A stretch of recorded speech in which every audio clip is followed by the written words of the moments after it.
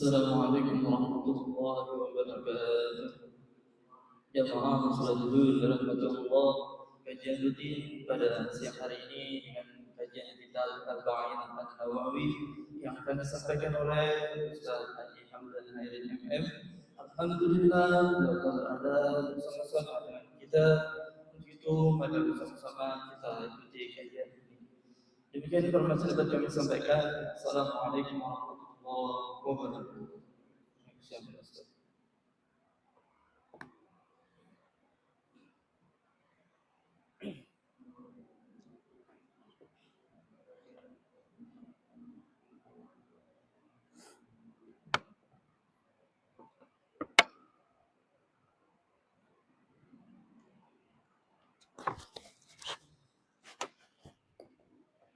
Assalamualaikum warahmatullahi wabarakatuh.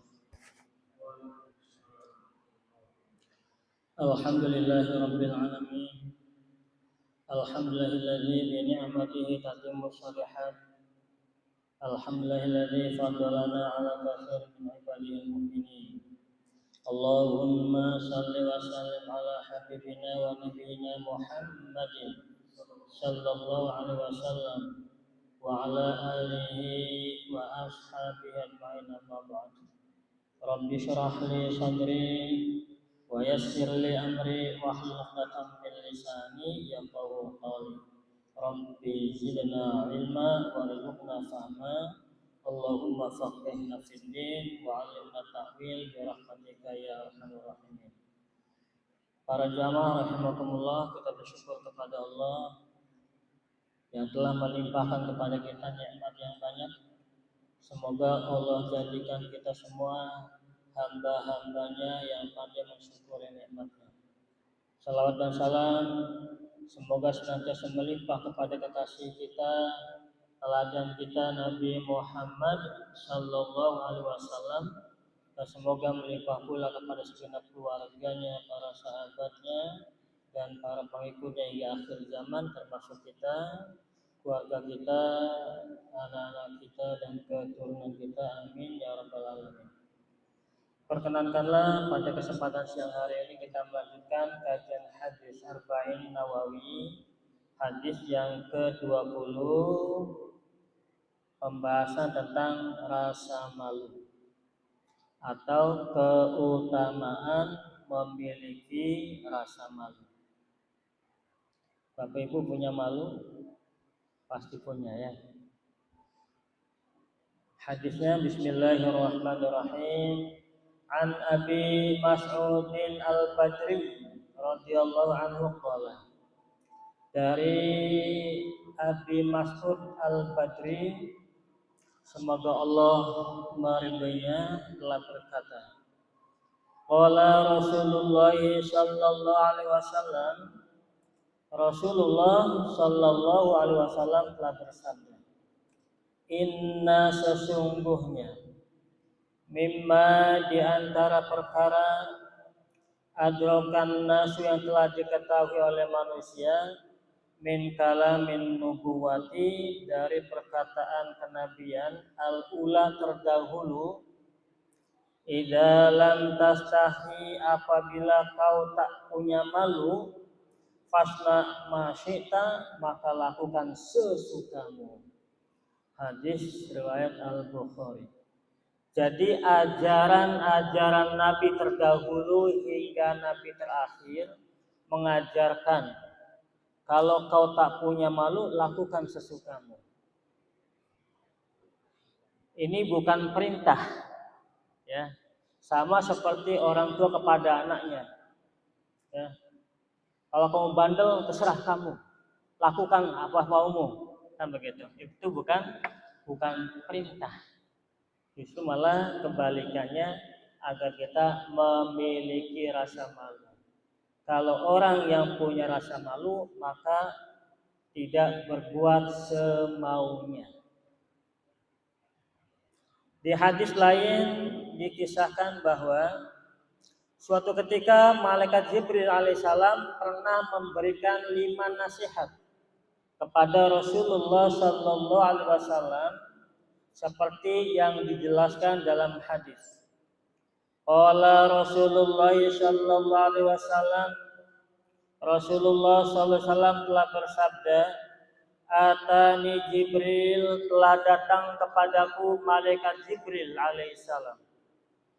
Faqala, lalu dia berkata, Ya Muhammad, wahai Nabi Muhammad sallallahu alaihi wasallam, Ish ma syi'ta, berbuatlah sesukamu atau hiduplah sesukamu. Fa innaka mayyitun, maka sesungguhnya kau akan mati. Wa'mal ma syi'ta, dan berbuatlah sesukamu. Fa innaka majziyun bih, maka sesungguhnya kau akan dibalas tentang perbuatannya. Wahbib ma syi'ta, cintailah orang sesukamu. Fa innaka mufariquhu, maka sesungguhnya kau akan berpisah dengannya.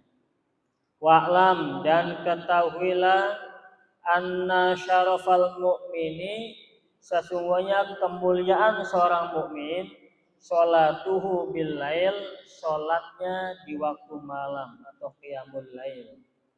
Wa izzahu, dan kemuliaannya, istighna'uhu 'anin nas, tidak merasa butuh kepada manusia. Jadi ada 5 nasihat malaikat Jibril. Pertama, hiduplah sesukamu, tapi diingatkan bahwa kau bakal mati. Artinya apa? Karena kita bakal mati, maka jangan hidup sesuka kita, jangan semau kita, jangan nurutin hawa nafsu. Yang kedua, berbuatlah sesukamu, tapi ingat kau bakal dibalas atas segala perbuatanmu. Artinya apa? Hati-hati. Dalam ayat famay ya'mal mithqala dzarratin khairan yarah. Maka barang siapa berbuat kebaikan sekecil zarah, sekecil apapun, Allah tahu dan Allah akan membalasnya.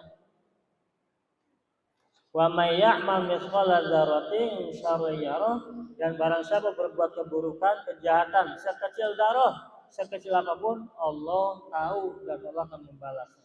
Artinya apa? Tidak ada perbuatan kita yang tidak diketahui oleh Allah, dan tidak ada perbuatan yang tidak dibalas oleh Allah Subhanahu wa taala. Artinya apa? Berbuat itu harus hati-hati, karena ada balasannya di sisi Allah. Kalau baik ada pahalanya, kalau buruk ada siksanya. Pesan yang ketiga, cintailah orang sesukamu, tapi ingat kau bakal berpisah dengannya. Apakah dia yang akan meninggalkan kita, atau kita yang akan meninggalkan dia terlebih dahulu.